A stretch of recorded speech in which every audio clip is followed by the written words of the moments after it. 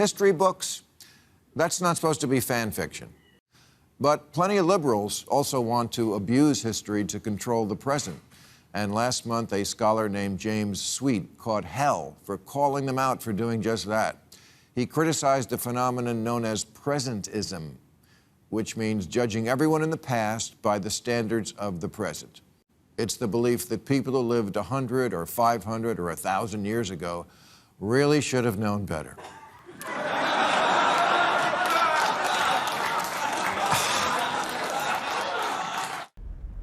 The gods themselves do not understand this. Oh, but you understand what the gods are saying. Yes!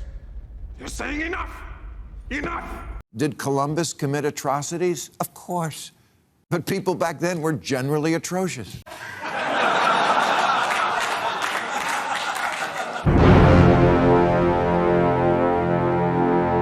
But people back then were generally atrocious. Why is it more socially acceptable for women to hate men than it is for men to hate women? Because men are the devil.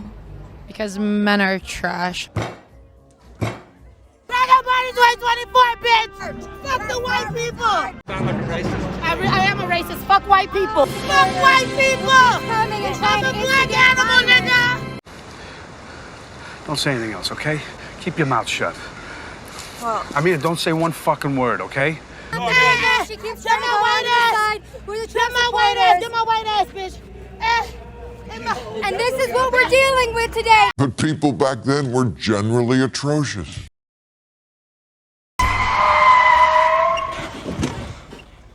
That's sissy talk.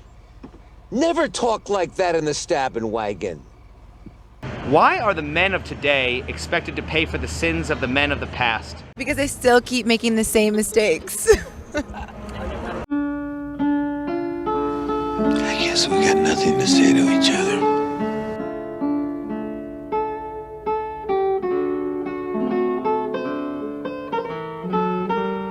Because they still keep making the same mistakes. You haven't even taken an interest. If only I could be like you. If only I could be like you. I had to watch your fucking wreck and you trying to like You're a joke. spew out these fucking lines. You're a joke. You're a joke. Yeah, I'm the joke in the industry, Amber. Who cares?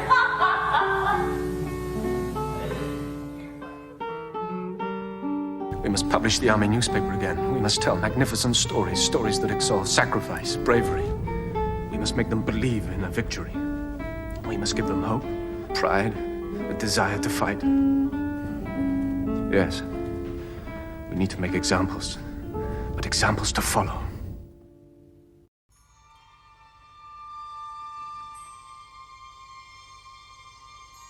The men and women of old were not fools. And whether we're discussing the philosophy of the samurai, stoicism, or even Machiavelli, the recurring principle which they all share is that man or woman is better equipped to deal with the problems of life by taking the experiences of other people and allowing their words and their actions to serve as a guideline in our own lives. By doing this, we become more grounded. We create deeper roots, develop more awareness, and perhaps we even become wiser. The purpose of life is to become more than what we are, to become better than yesterday, better than today. It's not important to be better than someone else, but to be better than yesterday. From the very beginning of your studies, you establish your resolve and consider even the everyday things you hear and see as vessels for training your mind.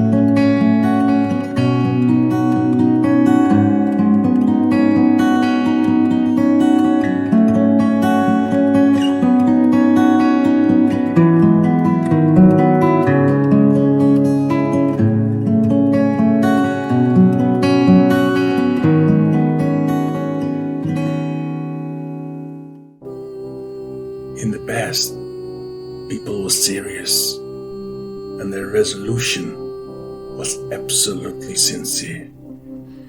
They worked soundly on technique and were neither daunted nor lazy.